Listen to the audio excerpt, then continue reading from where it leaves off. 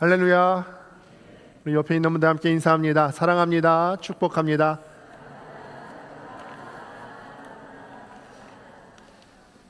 오늘도 이 자리에 나오신 여러분들을 주님의 이름으로 사랑하고 환영하고 또 축복합니다. 오늘 이제 예배의 완성 시리즈를 계속해서 진행을 하고 있습니다. 오늘은 그 7번째 시간입니다. 서로 격려하며 기도의 자리에 함께 서기라는 제목으로 하나님 말씀 증거하겠습니다. 이 말씀을 시작하면서 먼저 또 한 가지 질문을 하고 시작하려고 합니다. 우리가 삶을 살다 보면은 늘 쉬운 일만 있는 것 같지는 않습니다. 오히려 어려운 일이 쉬운 일보다 훨씬 더 많이 있는 것 같고, 우리의 인생은 하나를 건너 넘으면은 더 큰 산이 나타나는 것 같은 우리의 인생길 같습니다.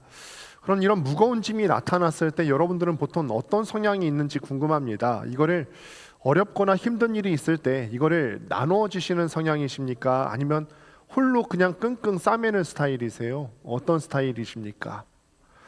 아마 대부분의 장년 성도님들께서는 뭐 힘든 일이 있어도 그냥 혼자 삭히셨을 것 같아요. 뭐 직장에서 치열한 생존 경쟁을 겪는 여러분들이시지 않습니까? 그런데 이 직장에서 겪는 일들 누구한테 가서 얘기해 본들 내 직장이라 뭐 남의 사람들이 이거를 이해해 줄 것 같지 않아서 또 혼자 삭힐 것 같기도 하고요. 또 가정에서 우리 부모님들 그 어깨에 짊어진 부담감이 얼마나 큽니까? 이 자녀들을 바르게 양육해야 된다는 그런 부담감도 있을 것 같고, 아니면 경제적인 부분을 책임져야 된다는 그런 부담감도 있는데 그 부담감은 또 얼마나 큽니까? 그런데 이거를 또 어디 가서 얘기할 수 있겠습니까? 그뿐 아니라 어떤 건강에 문제가 생겼을 때나 우리 삶 가운데 어떤 고난의 문제가 대했을 때 이거를 어디 가서 얘기해야 될까, 이거를 난감해 하시는 분들이 굉장히 많습니다. 또 이제 충청도 분들이 보통 그런 성향이 있지 않습니까? 안에 있는 것들을 보통 속으로 삭히고 다 좋은 게 좋은 거다, 괜찮아요 하고서 넘어가는 분들이 굉장히 많다라는 거죠. 속은 골마 터져도 겉은 괜찮아 하면서 넘어가시는 분들이 굉장히 많은 것 같아요. 세상은 늘 우리한테 그렇게 얘기해요. 그렇게 요구하는 것 같아요. 네 문제 네가 스스로 해결하는 거지, 뭐 약한 모습 보이면 지는 거다, 약간 이런 식의 메시지가 우리 가운데 들려오는 것 같아요. 그래서 세상이 우리에게 그렇게 요구를 하기 때문에 우리가 힘든 일이 있어도 내가 약한 모습 보이면 오히려 지는 거다, 오히려 이럴 때일수록 우리가 마음을 단단히 먹고 아무렇지 않은 척 태어난 척 넘어가야 돼, 우리가 이렇게 생각하는 경우가 참 많이 있음을 보게 됩니다.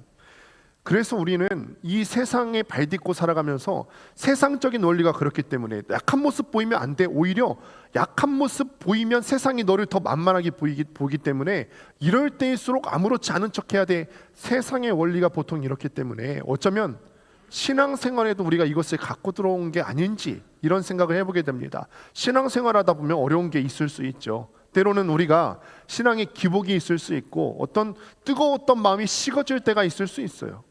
이럴 때는 좀 옆에 있는 분들과 기도 제목도 함께 나누시고 서로 독려할 수도 있는데, 세상의 원리가 약한 모습 보이면은 사람들이 너를 만만하게 봐, 이런 것들에 익숙해져 있다 보니까 신앙적인 면에 있어서도 우리는 홀로 부담을 지고 있는 건 아닌지 이런 생각들을 해보게 됩니다. 여러분 혹시 황제 펭귄을 보신 적이 있는지 모르겠습니다. 황제 펭귄, 남극에서 사는 펭귄인데 남극이 보통 영하 50도를 웃돈다고 합니다. 영하 50도요. 영하 50도에서 살아날 수 있는 생물이 얼마나 될까요? 그런데 이 영하 50도에서 황제 펭귄이 어떻게 살아남을 수 있는지 아십니까? 황제 펭귄이요, 혼자서 있게 된다면, 무리가 아니라면 이 황제 펭귄은 영하 50도의 혹독한 남극 환경 속에서 몇 시간도 살아남을 수가 없대요. 그런데 황제 펭귄이 살아남을 수 있는 방법은 몇천 마리의 황제 펭귄이 따닥따닥따닥 이렇게 서로 붙어 있어요. 이거를 허들링이라고 합니다. 이렇게 붙어 있다라는 거예요. 왜 붙어 있는지 아십니까? 왜 붙어 있을까요? 추우니까요. 추우니까 밖에 있는 펭귄들이 온갖 바람과 온갖 차가운 외부 환경으로부터 안에 있는 펭귄들을 지켜주는 거예요. 그런데 놀라운 사실은 이게 그냥 고정되어 있는 게 아니라 밖에 있는 펭귄은 또 어떻게 하냐면 일정 시간이 지나면 안으로 들어옵니다. 또 안에서 밖에 있는 펭귄들에 의해서 체온을 보존받았던 펭귄들은 시간이 지나면 또 밖으로 나가서 자신이 공동체를 위해서 희생하기 시작해요. 이게 끊임없이 순환한다라는 거예요. 내가 얼어 죽을 것 같을 때 내 자리를 대신 채워주고 또 온기를 나눠주는 동료가 있기 때문에 이 황제 펭간이 그 혹독한 영하 50도의 남극 환경 가운데서 살아남을 수 있다는 것입니다. 하늘의 세계에서도 마찬가지입니다. 영화 혹시 탑건 매버릭이라고 하는 영화를 보신 적이 있으십니까? 탑건 매버릭을 보면은 참 멋있어요. 일단 배우도 잘생겼고 비행기 날아다니는 걸 보면은 마음이 짜릿짜릿합니다. 야, 나도 저렇게 비행기를 한번 몰아봤으면 좋겠는데, 이런 마음도 드는데, 거기서 인상 깊은 대사가 하나 있어요. 조종사들이 생사가 오가는 어떤 작전을 받고 비행기를 몰고 나갈 때 가장 먼저 배우는 철칙이 하나 있다라는 것입니다. 그거는 절대 혼자 날지 않는다라는 겁니다. 혼자 날지 않는데요. 그들은 반드시 내 옆과 내 뒤를 지켜주는 동료 조종사와 함께 비행을 하기 시작해요. 이거를 윙맨이라고 불러요. 내 옆에 날개처럼 있어주는 사람이라 그래서 윙맨. 윙맨이 하는 역할이 뭐냐면, 내가 홀로 조종기를 몰고 간다면 때로는 사각지대가 있어서 이 사각지대에서 날아오는 미사일을 방어할 수가 없게 돼요. 그런데 윙맨은 하는 역할이 나의 사각지대에서 날아오는 미사일을 대신 격추해주는 역할을 하는 게 바로 윙맨이라는 것입니다. 윙맨 없는 조종사는 결코 살아서 다시 기지로 돌아올 수가 없습니다. 여러분, 신앙생활도 마찬가지예요. 하나님께서는 우리가 결코 혼자 있기를 원치 않으십니다. 우리가 계속해서 수요 성령 집회 때마다 나누는 말씀이 그거지 않습니까? 우리가 신앙생활한다는 게 결코 평탄한 평지를 걷는 것 같지 않고, 이거는 영적인 전장이에요. 전쟁. 우리 가정에서도 영적인 전쟁이 벌어지고 있고, 직장에서도 영적인 전쟁이 벌어지고 있습니다. 우리가 밟는 그 모든 곳이 대적이 있는 영적인 전쟁을 벌이고 있어요. 그런데 이 영적인 전쟁에 하나님께서 우리를 보내시면서 우리를 홀로 두기를 하나님께서 원치 않으신다라는 거예요. 윙맨이 옆에 있어야 된다는 것입니다. 오늘 히브리서 말씀은 초대교회 성도들이 직면했던 이 엄청난 위기 가운데서 그들이 어떻게 이렇게 영적인 윙맨이 되어서 위기를 돌파할 수 있었는지에 대해서 잘 얘기해주고 있습니다. 오늘 이 말씀을 통해서 우리 교회가 회복돼야 되는 연대의 모습을 같이 한번 살펴보기를 소망합니다. 첫 번째로는 우리가 서로의 윙맨이 되어줘야 되는데, 서로의 윙맨이 되어주기 위해서 먼저 우리 안에 있는 자격지심을 벗어던져야 된다라는 것입니다. 과거의 그림자를 벗어버리셔야 됩니다. 다시 한번 19절 말씀을 읽어보도록 하겠습니다. 함께 읽습니다. 시작. 그러므로 형제들아, 우리가 예수의 피를 힘입어 성소에 들어갈 담력을 얻었나니. 아멘. 이 말씀을 제대로 이해하기 위해서는 우리가 이스라엘 사람들이 성소에 들어갈 때 어떤 두려움이 있었는지에 대한 이해가 있어야 돼요. 성소에 들어가는데 담력이 필요한 이유가 뭘까요? 그 말인즉슨 기본적으로 성소에 들어갈 때 두려움이 있었다는 거예요. 그렇기 때문에 성소에 들어갈 때 담력이 필요하다라는 거죠. 이들의 상황 가운데 한번 들어가 볼게요. 이스라엘 사람들은 성소와 지성소가 나눠져 있었죠. 그런데 이스라엘 사람들이 그 성막에 들어갈 때 그들의 죄를 갖고 돌아오는데 그들은 늘 두려웠어요. 죄를 지면 죽는다 그랬는데 짐승을 갖고 나오면서 제사장에게 맡기면서도 제사장이 나를 대신해서 희생 제물을 드릴 때 내 죄가 용서받을 수 있을까 두려웠죠. 1년에 한 번 7월 10번째 날에 대속죄일이 되어서 대제사장이 이 짐승의 피를 갖고 지성소 안으로 들어갈 때 그때도 두려웠어요. 왜냐하면 대제사장도 죄가 있으면 거기서 살아나올 수 없기 때문에, 그렇게 되면 그가 나를 위해서 희생제물의 피를 올려드릴 수 없기 때문에 내 죄가 용서받지 못할까 봐 항상 성수에 들어가는 것이 결코 마냥 즐거운 일은 아니었다라는 거죠. 두려웠고요, 담력이 필요한 일이었다라는 거예요. 만약 조금이라도 죄가 있는 채로 들어가게 된다면 목숨을 잃게 되는 일이었습니다. 그런데 때로는요, 우리 마음 가운데서도 하나님을 향한 이런 두려움이 있을 수 있다는 거예요. 내가 이번 주에 너무 엉망으로 살았는데, 내가 이번 주에 예배의 자리에 앉아 있기는 하지만, 내가 지금 찬양대에 서서 찬양을 드리기는 하지만, 입술을 열어서 찬송가를 함께 부르고 있기는 하지만, 옆에 있는 사람들은 잘 살아내서 이렇게 찬양하는 것 같기는 한데 나는 그럴 자격 없는 것 같은데, 나는 그렇게 결단했던 모든 면에 있어서 무너졌는데, 나는 짓지 않기로 결단했던 죄 이번 주에 또 지었는데, 이런 두려운 마음이 있습니다. 이런 모습으로 예배가 될까, 기도가 될까, 마귀는 자꾸 우리 마음 가운데 이런 정죄감을 심어주고 죄책감을 심어주고 실패감을 우리에게 심어준다라는 것입니다. 어두운 그림자를 우리에게 심어주는 것입니다. 그런데 19절 말씀을 보니까 우리가 성소에 들어갈 담력을 얻었다라고 합니다. 담력을 얻었다. 이 단어가 이런 뜻입니다. 고대 이때 로마 시대의 상황에서 비추어 보면은 노예는 주인 앞에 자기의 의사를 표시할 수 없었습니다. 그 앞에서 나의 의견을 표현할 수 있는 어떤 권리도 없었어요. 그런데 자유시민은 다릅니다. 자유시민은 심지어는 황제 앞에까지 자기의 죄에 대해서 변호해달라고, 자기 앞에 송사건에 대해서 항소할 수 있는 권리가 있었죠. 그래서 로마 시민권자였던 바울은 황제 앞에 자기의 건에 대해서 상소할 수 있지 않았습니까? 이게 바로 거침없는 당당함을 의미한다라는 거예요. 노예는 할 수 없습니다. 그러나 자유시민은 이런 당당한 권리가 있어요. 담력이 있었다라는 거예요. 물론 주인 앞에 나가서 나의 것들에 대해서 얘기하는 것이 물론 어려운 일이기는 하지만 그럴 권리가 있었다라는 거예요. 여러분, 또 손주들 키워보셔서 알 겁니다. 손주들 키우면은 거침없는 당당함이라는 게 무슨 뜻인지 아시죠? 거침없는 당당함. 어디 가면 어른이에요. 어디 가면 점잖은 어른으로 대접받게 되는 그 60대 70대의 나이에 나를 그렇게 어려워하지 않는 존재가 있으니 손주들은 나를 그렇게 어려워하지 않는 것 같아요. 거침없는 당당함입니다. 재작년인가요? 저희 시엘이가 제가 잠깐 자리를 비우고 있을 때, 저희 부부가 잠깐 자리를 비웠을 때 저희 장인어른 장모님이 오셨어요. 그런데 이제 손주들에게는 뭐든 이렇게 해주고 싶으시잖아요. 그때 잠깐 카드를 주시고 아이스크림 먹고 싶은 거 사와 이렇게 말씀하셨어요. 그러면 보통은 이게 남이었으면은 이 카드를 갖고 조심스럽게 이거 많이 쓰면 안 될 것 같아서 500원짜리 그냥 하나 사 먹을까? 쭈쭈바 그거 있잖아요. 이런 거 하나 사 먹을까 이러는데요. 저희 시엘이가 이 카드를 읽었는데 아이스크림 할인점에서 최대 얼마까지 써보셨습니까? 얼마까지 써보셨어요? 저는 한번 크게 사면 한 10,000원 쓰는 것 같은데 저희 아이가 3만 원을 사왔어요.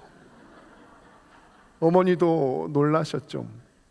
그런데 이 말씀을 준비하면서 이게 생각나는 거예요. 이게 거침없는 당당함이죠. 손주가 할아버지한테 나아가면서 할아버지 오늘 제가 할아버지의 은혜를 힘입어 할아버지 지갑에 있는 카드를 사용해서 조금 아이스크림을 사면 안 되겠사옵나이까? 이렇게 얘기하지 않는다는 거예요.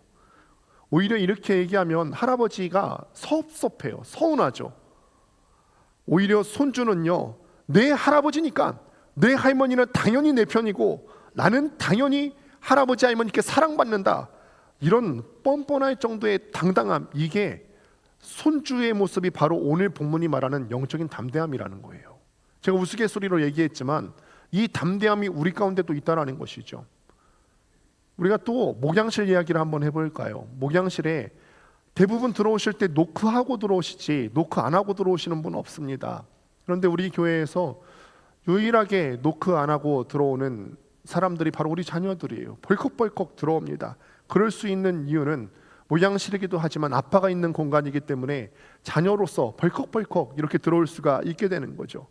자녀에게는 아버지의 공간에 들어갈 수 있는 거침없는 당당함이 있고 아버지의 것들을 소유할 수 있는 거침없는 당당함이 있습니다. 내 옷이요, 놀이터에서 구르다가 더럽게 있어요. 뭔가 묻었어요. 오염되어 왔어요. 그래도 내가 더러우니까 아버지의 방에 들어가면 안 돼. 내가 더러우니까 아버지가 나를 싫어할 거야. 이런 마음은 전혀 없다라는 거예요. 오히려 아버지의 공간이기 때문에 내 옷이 더러워졌어도 오히려 이거를 깨끗하기 위해서 더욱 담대히 아버지 앞에 나아간다. 하나님의 자녀로서의 우리의 처지가 같다라는 거예요. 내 옷이 더러워졌어요. 일주일 동안 세상 가운데 살면서 죄에 오염됐어요. 그래서 아버지의 공간에 나아가지 못한다. 아니라는 것입니다. 이럴 때일수록 우리가 아버지의 공간에 들어가서 우리의 옷을 깨끗하게 하고 그럴 때일수록 당당하게 아버지 앞에 나아갈 수 있다라는 얘기입니다. 진흙투성이었어도 상관없습니다. 20절은 우리 예수 그리스도께서 십자가에서 그 몸을 찢으심으로 우리에게 그 길을 열어주셨다라고 얘기합니다. 사랑하는 성도 여러분, 우리가 하나님 앞에 설 수 있는 담력은요, 이렇게 얻어진다는 것입니다. 내 스펙으로 얻어지는 것 아니고요, 내가 교회에서 몇 시간 더 봉사해서 더 잘 보여서 하나님 앞에 나아갈 수 있는 길 열려지는 것 아니고 지난주에 내가 얼마나 착하게 살았냐, 이것을 얼마나 성취했냐에 따라서 우리가 하나님 앞에 나아갈 수 있냐 없냐가 달린 것도 아닙니다.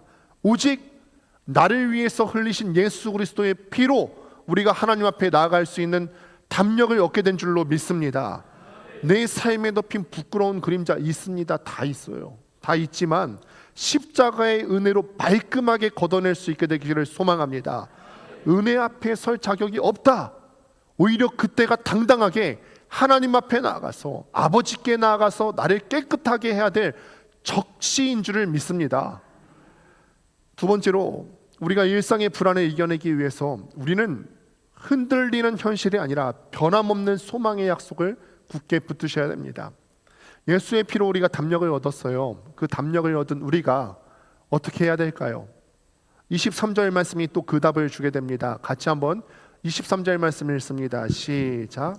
또 약속하신 이는 믿으시니 우리가 믿는 도리의 소망을 움직이지 말며 굳게 잡고. 이 편지를 처음 받아보게 되는 초대교회 성도들의 삶이 공궁했다고 계속해서 말씀을 드린 바가 있습니다. 예수 믿는다는 이유로 살던 터전에서 쫓겨나고요, 직장도 변변찮은 것들을 얻을 수가 없어서 직장에서도 쫓겨나게 되고, 그러다 보니까 경제적으로도 너무너무 어렵게 되죠. 믿는 사람들끼리만 또 같이 이렇게 도움을 주고받을 수 있으면 좋겠지만 이게 남의 눈에 뜰세라 함께 모이기도 참 어려운 상황이 당시 초대교회 사람들이 봤던 그런 어려움과 고난이었습니다. 그러니까 상황이 계속 변하는 거예요. 이 초대교회 입장에서 보면은 내가 직장을 다닐 때 평생 직장인 줄 알았어요. 그러니까 내 직장은 움직이지 않을 줄 알았단 말이죠. 내 집에서 영원히 평생토록 움직이지 않고 거할 줄 알았어요. 요동치지 않는 환경일 줄 알았어요. 그런데 어떤 상황이 발생하죠? 환경이 요동치는 상황이 발생해요. 평생 직장인 줄 알았던 그 직장, 요동치지 않을 줄 알았던 그 직장이 움직이고 나는 쫓겨나고요, 평생 살 줄 알았던 그 집에서 쫓겨나고요, 내 이웃들 항상 내 옆에 있을 것 같았던 그 이웃들이 나를 예수 믿는다는 이유로 쫓아내고 박해요. 이웃이 바뀌어요. 주변이 계속 변동된다라는 거예요. 주변이 변동되면 사람은 본능적으로 움직이지 않는 것을 찾고 싶어지죠. 변하지 않는 걸 찾고 싶어지는 거죠. 이 절망적인 상황 가운데서 히브리서 기자가 피를 토하는 심정으로 외치는 거예요. 23절 말씀을 보니까 너희에게 약속을 주신 이는 믿으시니, 믿으시다라고 하는 말은 신실하다라는 얘기예요. 신실하다라는 말은 변함이 없다라는 말이에요. 이 말이 초대교회 사람들에게 얼마나 위로가 됐겠습니까? 다른 건 다 변해요. 직장도 변해서 나를 쫓아내려고 하고요, 이웃도 마음이 변해서 나를 외면하려 하고요, 경제적인 상황도 요동을 치고 있어요. 이런 모든 것이 유동적이고 변화되는 불안한 상황 가운데서 히브리서 기자가 얘기하기를 너희에게 말씀 주시는 일은 변하지 않지 않냐? 우리도 마찬가지예요. 세상 것들 변합니다. 주가 변하고요, 통장의 잔고 변할 수 있고, 건강 상태도 항상 지금과 같이 건강할 수 있는 거 아니에요. 세상은 그렇기 때문에 늘 불안하고 늘 의지할 것이 없는 것 같아 보입니다. 이런 의지할 것 없는 이 세상 가운데서 하나님께서 우리에게 말씀하시는 거예요. 이런 붙잡을 것 없는 세상 가운데서 나는 변하지 않지 않냐? 내 기반 가운데 너희 믿음의 닻을 내려야 된다. 우리가 지난 시간에 나눈 말씀 아닙니까? 세상의 핍박은 거세지고 세상의 것들은 요동치지만 우리에게 약속 주신 하나님은 과거나 지금이나 미래에서나 한 번도 변함없으신 분이다. 우리에게 주시는 약속의 말씀입니다. 높은 빌딩에 유리창 닦는 분들을 보신 적이 있을 겁니다. 얼마 전에도 제가 어떤 직업을 소개하는 영상에서 본 것 같습니다. 고층 빌딩에 유리창을 닦는 그런 직업군들을 가지신 분들을 이렇게 유튜브에 나와서 그 영상을 소개하게 되는데 무서워요. 보기만 해도 참 무섭습니다. 수십 층 높이에 줄 하나만 의지해서 그 수십 층 높이의 창문을 닦기 시작해요. 저는 쇠사슬이라도 걸어줄 줄 알았어요. 한 개만으로 부족하니까 한 3개, 4개 걸어줄 줄 알았는데 줄 하나 딱 매답니다. 밑을 내려다 보면요, 자동차가 개미만하게 보이고요, 바람이 불면은 그 바람 때문에 몸이 이리저리 흔들립니다. 얼마나 무서울까요? 그런데 이때 중요한 게 바로 이 청소부들의 시선이 중요하지 않을까, 이런 생각을 해보게 됩니다. 이 청소부들의 시선이 밑에 있는 까마득한 높이의 그 자동차를 바라보게 된다면 무섭죠. 바람에 흔들리는 자기의 몸을 바라보게 된다면 무서울 겁니다. 그런데 그들이 이런 아찔한 상황 가운데서 여러 가지 불안한 환경 가운데서 콧노래 부르면서 노래 부르면서 유리창 닦더라고요. 그럴 수 있었던 이유가 무엇이겠습니까? 내 몸 묶고 있는 이 생명줄 하나 믿는 거예요. 내 몸을 묶고 있는 이 생명줄이 옥상에 있는 가장 튼튼한 쇠고리에 지금 나를 매달아 놓고 있다. 그렇기 때문에 이 생명줄은 어떤 바람이 불어도 나를 절대 떨구지 않을 것이다. 이 신뢰가 있기 때문에 그들이 그런 극한 상황 가운데서 노래를 부르면서 청소할 수 있다라는 것입니다. 내 몸은 바람에 흔들려도요, 옥상의 고리는 절대 뽑히지 않는다라고 하는 신뢰가 그들 마음 가운데 있다라는 것입니다. 여러분, 오늘 우리가 마주하고 있는 인생의 바람이 약하지 않습니다. 그렇지 않습니까? 우리의 삶을 흔들어 놓고 있는 바람도 미풍이 아니에요. 강풍이 불어닥칩니다. 세계사적으로도 너무너무 큰 강풍이 불어닥치고 있고, 세계 곳곳에서 전쟁의 위협이 도사리고 있고, 우리 사이도 너무나 혼동스럽고, 개인을 둘러싸고 있는 상황도 결코 녹록치 않습니다. 평생 직장이 흔들리기 시작하고요, 자녀의 진로는 캄캄해 보이고, 노후는 준비된 것 없이 불안해 보이는 것이 우리의 상황 아닙니까? 그런데 환경이 흔들린다고 여러분들의 믿음의 고백이 흔들려서는 안 됩니다. 우리의 입술에서 불안해서 못 살겠네, 이런 탄식을 지워버릴 수 있게 되기를 바랍니다. 그 대신에 우리가 이렇게 오늘 말씀을 통해서 깨달은 대로 고백하는 거예요. 내 현실은 흔들려도, 내 직장은 흔들릴 수 있어도, 내 건강은 흔들릴 수 있어도 흔들리지 않는 것 하나 있으니, 내 소망의 생명줄이 메어 있는 하나님께서는 신실하시다, 변함없으시다.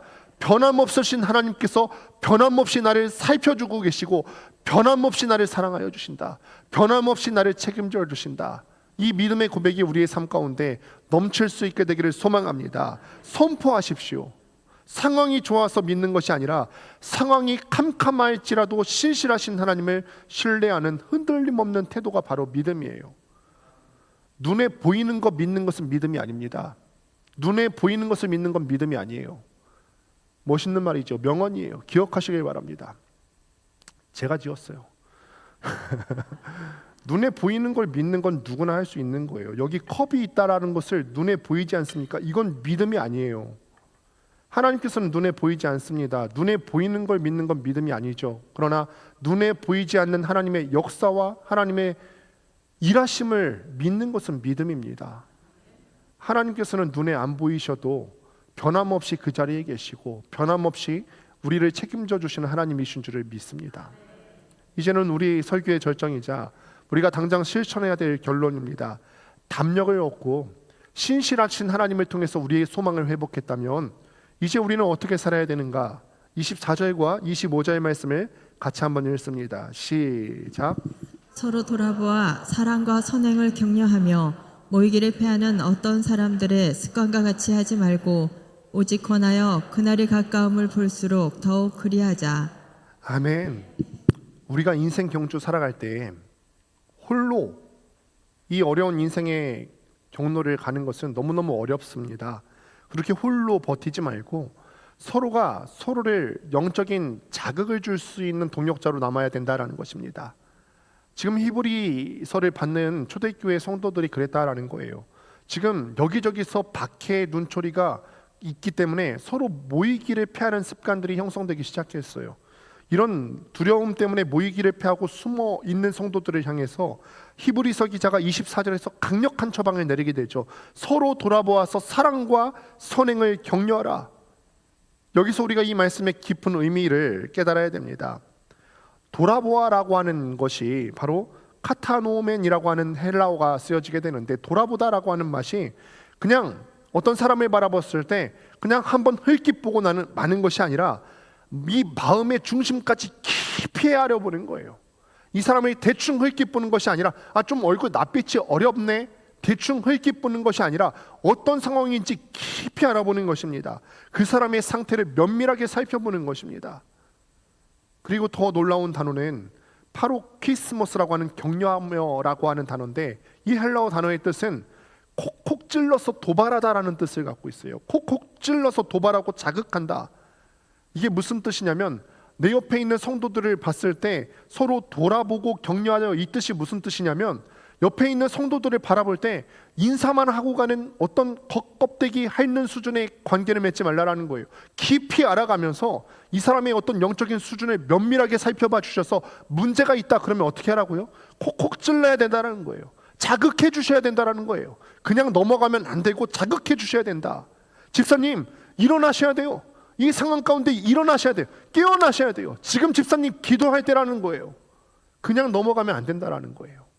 우리는 우리의 관계가 서로 불편할까 봐 이런 얘기를 쉽게 하지 못하는 경우들이 있어요. 집사님 일어나셔야 될 텐데, 지금 상황일수록 기도해 줘야 될 때인데, 구역에서 이런 모임들이, 이런 나눔들이 풍성하게 나누어질 수 있게 되기를 소망합니다. 장거리 운전을 해보신 분들이 아마 있으실 겁니다. 많이 있으시겠죠. 때로는 고속도로가 또 가로등이 캄캄한 구간을 지날 때가 있습니다. 이때 가장 무서운 게 뭐냐면 장거리 운전을 할 때 졸음이에요. 눈꺼풀이 천근만근 무거워지고요. 점점점 잠이 쏟아지기 시작합니다. 나도 모르게 깜빡 조는 순간, 아찔한 순간이 우리를 덮칠 수가 있습니다. 자칫 잘못하다가 차 안에 나 혼자뿐이라면 끔찍한 결과를 초래할 수 있을 겁니다. 무섭고 피곤해서 갓길에 차를 세우고 그냥 다 포기하고 싶어질 때가 많습니다. 그런데 이 위험하고 피곤한 길을 완주할 수 있는 비결이 하나 있습니다. 바로 조수석에 깨어있는 동승자가 있을 때입니다. 좋은 동승자는 어떻게 하는 것이 좋겠습니까? 동승자는 어떻게 하는 게 좋죠? 옆에 있을 때 먼저는 서로 돌아보는 거예요. 운전자를 돌아보시는 거예요. 운전자가 지금 졸고 있는지, 눈꺼풀이 지금 내려오고 있는지 항상 면밀하게 중심에서부터 자세하게 살피다가 눈꺼풀이 좀 내려오고 있으면 어떻게 해야 되죠? 깨우셔야죠. 격려하며, 서로 돌아보고 격려하며라는 뜻이 바로 이런 뜻입니다. 운전자의 눈이 감기고 있는데 가만히 있을 수 없습니다. 콕콕 찔러서 어깨를 흔들어서 깨우셔야 돼요. 졸면 죽을 수 있기 때문에 그렇습니다. 창문도 내려보고요, 매운 껌도 하나씩 건네보면서 우리가 이렇게 운전자를 깨우셔야 돼요. 이게 거룩한 작업입니다. 집사님 정신 차려. 집사님 지금 영적으로 졸면 안 돼. 우는 사자가 정말 우리 삼킬자를 지금 두루다니면서 찾고 있는데 집사님 지금 정신 차려야 돼. 영적으로 깨어 있어야 될 때야. 우리가 옆에 있는 사람들을 면밀하게 돌아보시고 또 격려할 수 있는 믿음의 공동체로 세워질 수 있게 되기를 바랍니다. 그냥 넘어가서는 안 됩니다. 영적으로 졸고 있는 지체를 바라볼 때 그냥 넘어가서는 안 됩니다. 깨우셔야 됩니다. 집사님 지금 정신 차려야 될 때입니다. 집사님 지금 기도하셔야 될 때입니다. 집사님 지금 어려운 때일수록 일어나셔야 됩니다. 좋은 게 좋은 거지라고 넘어갈 수가 없습니다. 왜냐하면 죽고 사는 문제이기 때문에 그렇습니다. 우리 권능교회 사랑하는 성도 여러분, 우리가 천국 가는 그날까지 우리의 관계가 그랬으면 좋겠습니다.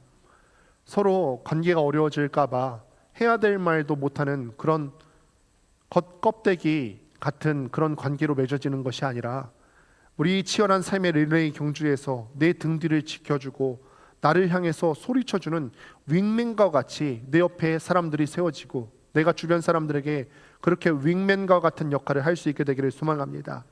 누군가 삶의 무게로 주저앉아서 지쳐 있을 때 우리가 옆에 다가가서 어깨 감싸면서 얘기하는 거예요. 집사님, 내가 매일 새벽마다 집사님 위해서 기도하고 있어요.